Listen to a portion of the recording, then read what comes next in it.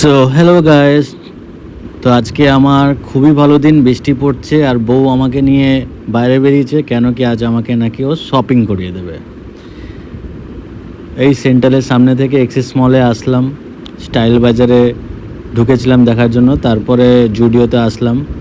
এই জুডিও থেকে এই প্যান্টটা সিলেক্ট করলাম, কেমন লাগলো বলো। তার মধ্যে ওয়াইফও দেখি নিজের জন্য একটা দেখে নিয়েছে ড্রেস, সে স্কার্ট ডাংরি টাইপ। ও পড়বে বললাম ঠিক আছে নিয়ে নাও, আবার কি, তুমি যখন করাচ্ছ করাও আমাকে শপিং। সে মজায় মজায় একটা প্যান্ট একটা ডাংরি নিলাম।